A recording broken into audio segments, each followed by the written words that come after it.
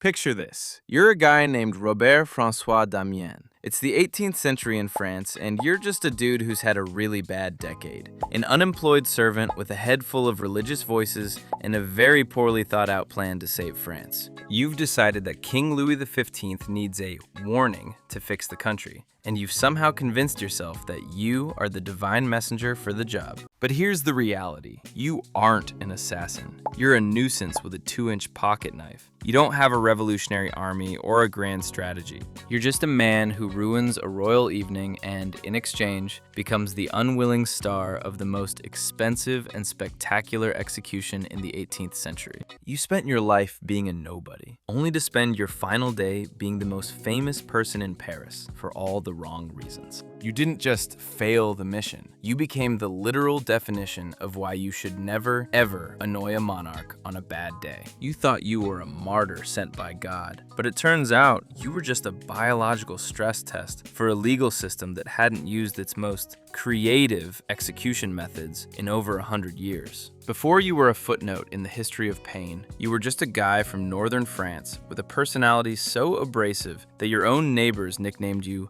Robert le Diable, which translates to Robert the Devil. You weren't a mastermind, you were just that guy at work who everyone avoids in the break room. You spent your life as a domestic servant, but you couldn't stay in one place for more than a few months. You were fired from house after house for being argumentative, prone to random outbursts, and having a very flexible definition of what belonged to your employers. In the 1750s, you landed jobs working for members of the Parlement of Paris, the high-ranking judges who spent their days screaming at King Louis XV over taxes and religion. This was your undoing. You spent your days standing in the corners of rooms, holding trays and listening to the most powerful, disgruntled men in France talk about how the king was a tyrant, how the Jesuits were ruining the country, and how France was on the brink of apocalypse. You didn't have the education to understand the nuance, so you just absorbed the vibe. You started to believe that the king wasn't necessarily evil, but that he was misled and needed a literal wake-up call to save his soul and the nation. By 1756, you were unemployed, broke, and your mental state was looking like a glass of milk left in the sun.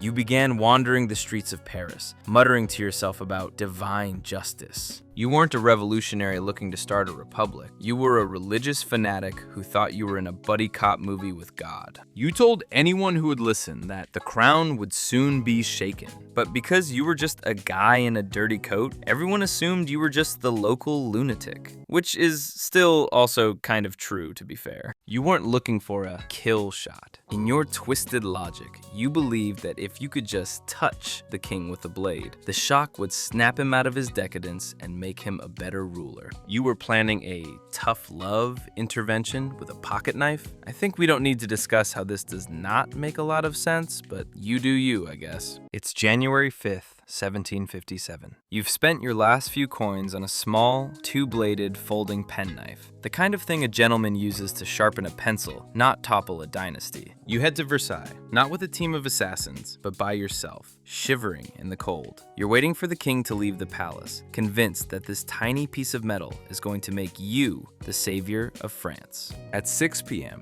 the king finally steps out of the palace to get into his carriage. He's surrounded by guards, torchbearers, and the Dauphin.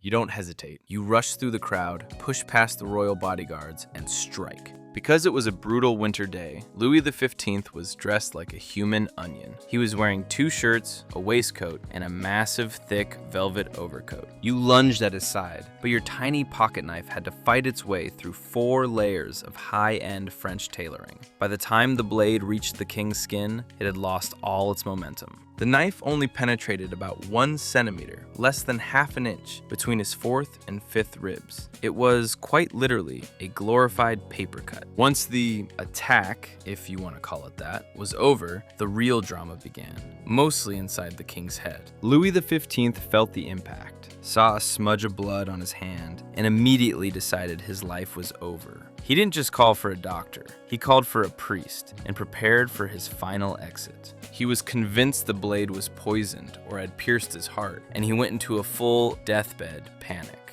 Believing he had minutes left, he summoned the queen.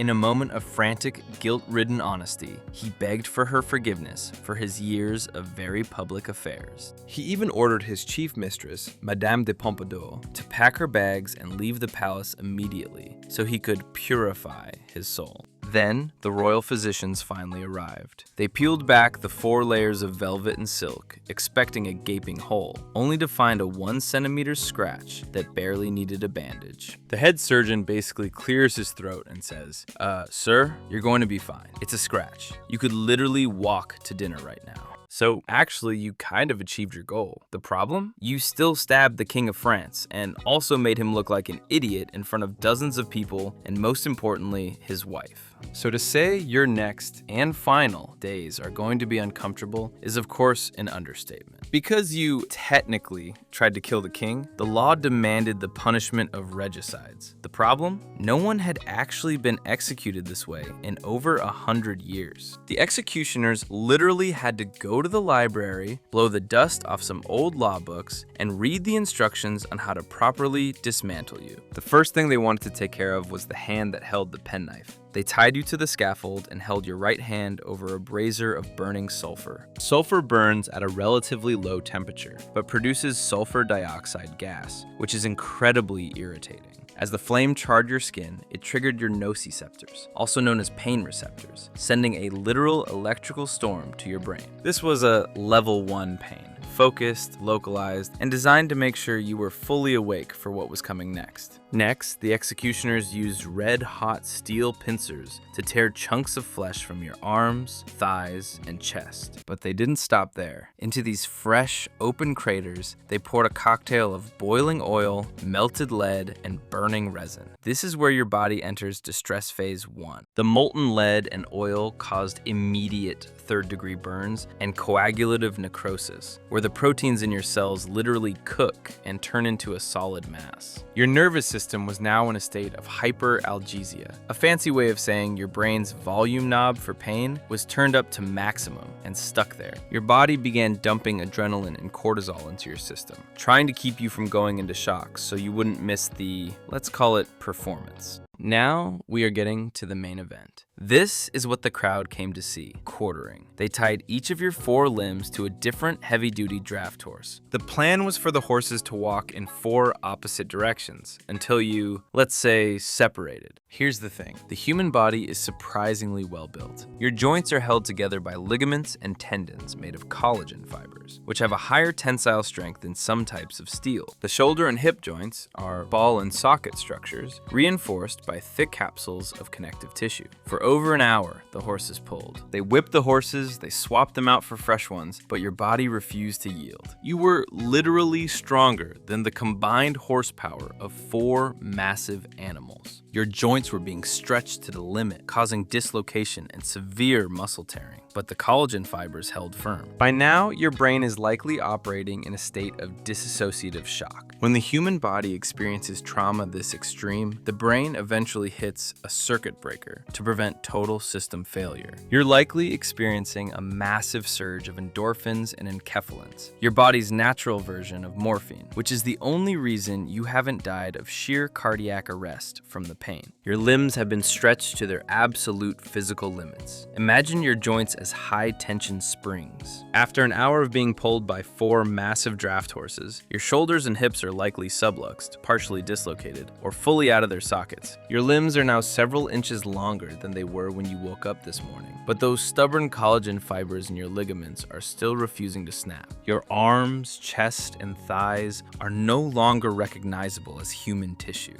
They are a landscape of deep, ragged craters filled with a solidified crust of cooled lead, sulfur, and resin. Because the oil and lead were boiling when they hit you, they've caused full-thickness burns, effectively sealing the wounds and preventing you from bleeding out too quickly. After an hour of watching horses fail at their jobs, the executioners realized they had to intervene. With the permission of the watching judges, they took a knife and severed the major tendons and ligaments in your shoulders and hips. Once the connective tissue was cut, the tension from the horses finally overcame the remaining muscle mass. One by one, your limbs were torn away. Remarkably, according to witnesses, you were still alive after the first 3 limbs were removed. Your brain was likely in a state of dissociative shock, a last-ditch survival mechanism where the mind detaches from reality to cope with the trauma. You finally succumbed to the injuries only when your torso was all that remained.